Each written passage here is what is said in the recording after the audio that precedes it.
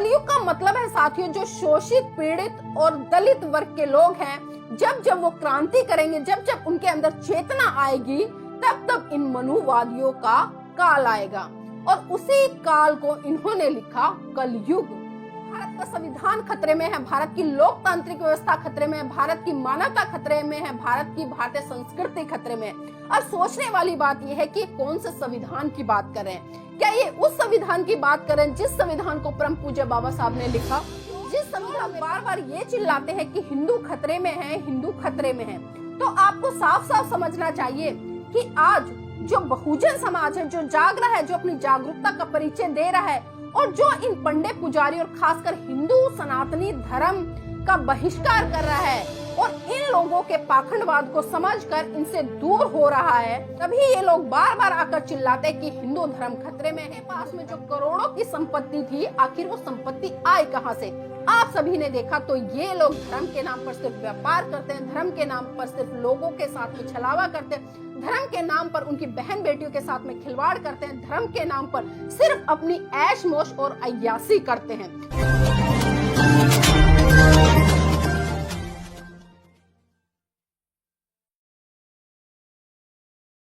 जय भीम, नमो बुद्धाय। आप देख रहे हैं एनबी न्यूज 24/7 नीलम बोध के साथ। आपने एक दोहा खूब पढ़ा होगा और सुना भी होगा कि जाति ना पूछो साधु की, जाति ना पूछो साधु की, पूछ लीजिए ज्ञान, मोल करो तलवार का, पड़ा रहने दो म्यान। जी हाँ साथियों, बचपन से इस दोहे को हमने किताबों में पढ़ा है, सुना भी है और इसका अर्थ आप भली भांति जानते हैं कि हमें किसी भी साधु संत से उसकी जाति नहीं पूछनी चाहिए, बल्कि उसका ज्ञान कितना है वो जानना चाहिए और वो ज्ञान हमें ग्रहण करना चाहिए। लेकिन आज वही साधु संत जिनके लिए इस तरह के दोहे लिखे गए कि साधु संतों को संसारिक मोह माया, जात पात, ऊंच नीच इन चीजों से कुछ लेना देना नहीं है, बल्कि उसका उद्देश्य है मानव कल्याण के लिए काम करना। लेकिन साथियों, पिछले दिनों आपने अयोध्या में एक बहुत बड़ा मुद्दा सुना होगा और सोशल मीडिया पर आपने एक वीडियो भी लगातार वायरल होते हुए देखी होगी, सुनी होगी।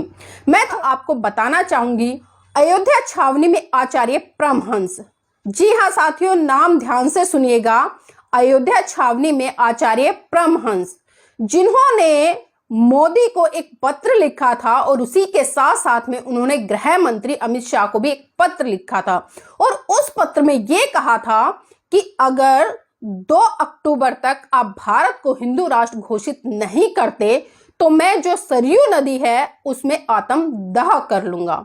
और इतना ही नहीं साथियों, उस दिन उन्होंने अपने लिए एक चिता तैयार कराई और एक कफन मंगाया और उस कफन को ओढ़कर वो चिता पर बैठ गए, लेकिन पुलिस प्रशासन की तरफ से उनको रोक दिया गया।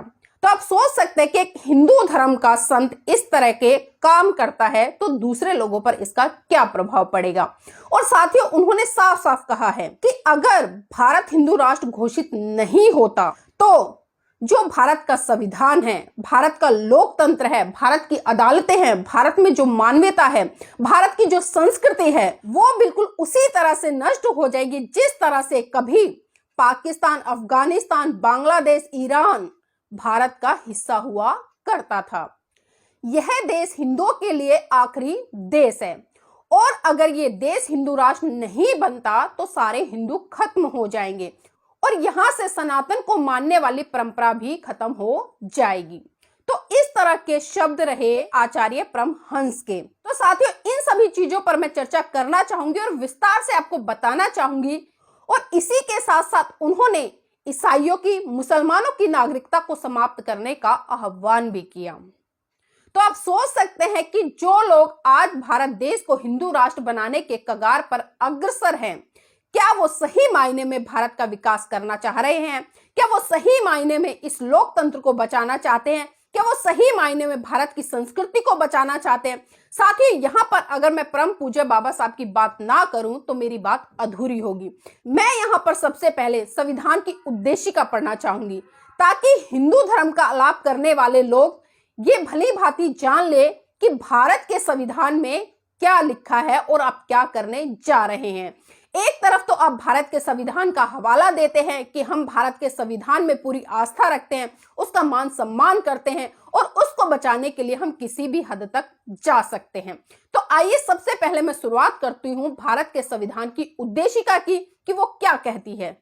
हम भारत के लोग भारत को एक संपूर्ण प्रभुत्व संपन्न समाजवादी धर्मनिरपेक्ष लोकतंत्रात्मक गणराज्य बनाने के लिए तथा उसके समस्त नागरिकों को सामाजिक, आर्थिक और राजनीतिक न्याय, विचार, अभिव्यक्ति, विश्वास, धर्म और उपासना की स्वतंत्रता, प्रतिष्ठा और अवसर की समता प्राप्त करने के लिए तथा उन सब में व्यक्ति की गरिमा, राष्ट्र की एकता और अखंडता सुनिश्चित करने वाली बंधुता बढ़ाने के लिए दृढ़ संकल्प होकर अपनी इस संविधान सभा में आज तारीख 26 नवंबर 1949 को एतहत द्वारा इस संविधान को अंगीकृत अधिनियम और आत्म समर्पित करते हैं। तो साथियों, ये है संविधान की उद्देशिका। तो आप सभी ने सुना कि संविधान के अंदर जो उद्देशिका दी गई है उसमें साफ साफ लिखा है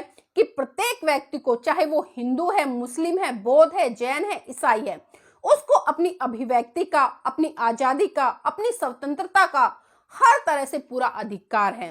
लेकिन आज कुछ विशेष लोग इस भारत देश को हिंदू राष्ट्र बनाने की तरफ बढ़ रहे हैं। तो अब मैं इस हिंदू संत आचार्य परमहंस से पूछना चाहती हूँ कि आप बार बार जिस हिंदू राष्ट्र की बात कर रहे हैं, अब मुझे ये बता दीजिए कि हिंदू राष्ट्र आखिर भारत के नक्शे में कहां पर है? क्या किसी व्यक्ति ने आज तक हिंदुस्तान शब्द देखा है, किसी नक्शे में देखा हो या भारत का जो संविधान है उसमें कहीं लिखा देखा हो? लेकिन ये लोग लगातार ऐसे शब्दों को प्रचलन में लाते हैं जिससे कि ये लोगों को बता पाए कि हिंदू राष्ट्र या हिंदुस्तान। हिंदुस्तान का मतलब क्या है? अगर साथियों मैं इसकी संधि करूं तो हिंदू जमा में स्थान, हिंदुओं का रहने का स्थान। क्या सिर्फ भारत में हिंदू धर्म के लोगों को रहने का अधिकार है? और हिंदू आखिर है क्या? हिंदू आखिर है क्या, ये आपको भली भांति जानना पड़ेगा। हिंदू कोई धर्म नहीं है। आप सभी को पता है, जो लोग पढ़े लिखे हैं, विद्वान हैं, वो भली भांति जानते हैं कि हिंदू शब्द का अर्थ है वो फारसी में गाली है। मुझे बताने की जरूरत नहीं है, लेकिन फिर भी मैं इस तरह के लोगों के लिए बताना चाहती हूं जो बार बार भारत को भारत ना बोलकर बल्कि हिंदुस्तान बोलते हैं। और साथियों, इस तरह के जो साधु संत है वो लगातार जो इस तरह के स्टेटमेंट देते हैं, इस पर परम पूज्य बाबा साहब क्या सोचते थे, क्या कहते थे? बाबा साहब ने साफ साफ कहा था कि जो वर्ण व्यवस्था है वो लोकतंत्र के लिए बहुत बड़ी घातक है। लेकिन आज सत्ता में बैठे हुए लोग इन जैसे संतों को बढ़ावा देते हैं ताकि दोबारा से वो इस देश में उसी व्यवस्था को कायम कर सके। और एक बात बहुत ही गंभीरता से सोचने वाली है, आखिर ये लोग बार बार ये क्यों कहते हैं कि हिंदू खतरे में है, हिंदू खतरे में है? साथियों, भारत को आजाद हुए लगभग 75 वर्ष बीत चुके हैं। इन 75 वर्षों में क्या कभी आपने हिंदू के ऊपर अत्याचार, शोषण, बलात्कार जैसी घटनाएं होते हुए देखी? जो लोग बार बार ये चिल्लाते हैं कि हिंदू खतरे में है, हिंदू खतरे में है, तो आपको साफ साफ समझना चाहिए कि आज जो बहुजन समाज है, जो जाग रहा है, जो अपनी जागरूकता का परिचय दे रहा है और जो इन पंडित पुजारी और खासकर हिंदू सनातनी धर्म का बहिष्कार कर रहा है और इन लोगों के पाखंडवाद को समझकर इनसे दूर हो रहा है, तभी ये लोग बार बार आकर चिल्लाते कि हिंदू धर्म खतरे में है, हिंदू धर्म खतरे में। क्यों इस तरह के संत कभी देश से जाति व्यवस्था को खत्म करने की बात नहीं करते, कभी वर्ण व्यवस्था को खत्म करने की बात नहीं करते। बात करते हैं तो सिर्फ हिंदू की बात करते हैं। और कौन से हिंदू? साथियों, मैं आपकी जानकारी के लिए बता दूं, जिस तरह से संत परमहंस जी बोल रहे थे कि भारत का संविधान खतरे में है, भारत की लोकतांत्रिक व्यवस्था खतरे में है, भारत की मानवता खतरे में है, भारत की भारतीय संस्कृति खतरे में है। अब सोचने वाली बात यह है कि कौन से संविधान की बात कर रहे हैं? क्या ये उस संविधान की बात कर रहे हैं जिस संविधान को परम पूज्य बाबा साहब ने लिखा, जिस संविधान में परम पूज्य बाबा साहब ने प्रत्येक व्यक्ति को अपनी आजादी से अपने धर्म को मानने का, उसका प्रचार प्रसार करने का पूरा अधिकार है? क्या ये उस संविधान की बात कर रहे हैं? साथियों, गलती से भी मत सोचिएगा, ये उस संविधान की बात नहीं कर रहे हैं। ये यहाँ पर ईसाइयों की नागरिकता खत्म करने की बात कर रहे हैं, मुसलमानों की नागरिकता खत्म करने की बात कर रहे हैं। बाबा साहब ने कभी भी इस पर बात नहीं की, बल्कि बाबा साहब ने पूरे भारत के लोगों को एक साथ मिलजुल कर रहने का संदेश दिया है। लेकिन इस तरह के साधु संत लगातार आते हैं और लगातार ये चिल्लाने का काम करते हैं कि हिंदू खतरे में है, हिंदू खतरे में। साथ ही ये बात कर रहे हैं उस संविधान की जिस संविधान को इनके मनु ने लिखा था, जिसका नाम है मनुस्मृति।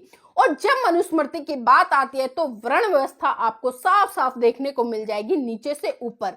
और आज भी ये लोग जिस तरह से बात करते हैं कि कलयुग आ गया है, कलयुग आ गया, तो कौन से कलयुग की बात करते हैं? साथियों, एक बहुत बड़े विद्वान ने एक अखबार में लिखा था, इलाहाबाद के थे, RS शर्मा उनका नाम है, तो मैं बताना चाहूंगी, उन्होंने लिखा था कि कलयुग क्या है।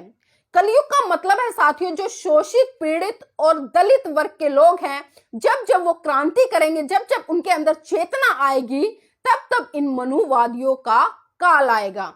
और उसी काल को इन्होंने लिखा कलयुग। और ये स्वर्ण युग किसको मानते हैं? ये चाहते हैं कि जब मनु के द्वारा जो दिया गया संविधान है, मनुस्मृति, वो लागू हो और वर्ण व्यवस्था लागू हो, और वर्ण व्यवस्था के तहत ये अपने आप को उच्च श्रेणी में रख सके, उसे ये कहते हैं स्वर्ण युग। तो आपको समझना होगा कि ये बार बार कौन से कलयुग की बात करते हैं। साथियों, आज तक मैंने किसी भी साधु संत को जाति खत्म करने के लिए आंदोलन करते नहीं देखा, ऊंच नीच के खिलाफ आंदोलन करते नहीं देखा, गरीबी अमीरी के खिलाफ आंदोलन नहीं करते देखा, क्योंकि ये भली भांति जानते हैं जब जब ये इन मुद्दों पर बात करेंगे तो इस देश के बहुत बड़े तबके का विकास होगा और ये लोग उनके बराबर आकर खड़े हो जाएंगे। ये लोग लगातार चाहते कि आज भी मनु के विधान के द्वारा इस देश पर राज किया जाए, इस देश पर शासन किया जाए और इस देश के बहुत बड़े तबके को अपना गुलाम बनाकर उसका शोषण किया जाए। और साथियों, इस तरह के ड्रामे आपको रोज देखने को मिलते हैं और इस तरह के ड्रामे साथियों इनके सिर्फ राजनीतिक स्टंट होते हैं, क्योंकि इनको पता है कि जब जब देश की सत्ता पर मनुवादी सरकारें काबिज होती हैं तो इन साधु संतों के बहुत बड़े व्यापार चलते हैं। जैसा कि अभी आपने देखा कि जो हनुमान अखाड़ा, जो नरेंद्र गिरी जी है, किस तरह से उनके जो काले कारनामे थे वो खुलकर आए और उनके पास में जो करोड़ों की संपत्ति थी, आखिर वो संपत्ति आई कहां से, आप सभी ने देखा। तो ये लोग धर्म के नाम पर सिर्फ व्यापार करते हैं, धर्म के नाम पर सिर्फ लोगों के साथ में छलावा करते हैं, धर्म के नाम पर उनकी बहन बेटियों के साथ में खिलवाड़ करते हैं, धर्म के नाम पर सिर्फ अपनी ऐश मोश और अय्यासी करते हैं। तो यहाँ पर देश के समस्त लोगों को समझना होगा कि इस तरह के साधु संत लगातार आएंगे और साथियों हमें इन जैसे लोगों का बहिष्कार करना है। और मैं तो इंतजार कर रही हूं कल का, क्योंकि आज 1 अक्टूबर है और 1 अक्टूबर को अयोध्या में बहुत बड़ी सभा होने जा रही है हिंदू संतों की, जिसमें कि आज वो निर्णय लेंगे और आज फिर एक बार से वो चेतावनी देंगे भारत सरकार को, मोदी को, अमित शाह को, कि भारत को अगर 2 अक्टूबर तक हिंदू राष्ट्र नहीं बना दिया तो जो परमहंस जी हैं वो कल सरयू नदी में समाधि ले लेंगे। तो देखते रहिए साथियों और इंतजार करूंगी मैं कल ठीक 12 बजे क्या सरयू नदी में परमहंस आचार्य जी समाधि लेते हैं या सिर्फ इस तरह के मुद्दे ये जनता में लाते हैं अपने आप को हाईलाइट करने के लिए। तो आप देखते रहिए और इंतजार करिए कल के 12 बजे का कि क्या सरयू नदी में आचार्य परमहंस समाधि लेते हैं या नहीं लेते हैं। जय भीम, नमो बुद्धाय। मेरा चैनल, आपका चैनल, समाज का चैनल, देश का चैनल NB News 24/7 को आप लाइक करें, सब्सक्राइब करें और ज्यादा से ज्यादा इसकी वीडियो को शेयर करें ताकि हर खबर को मैं आप तक आसानी से पहुंचा सकूं।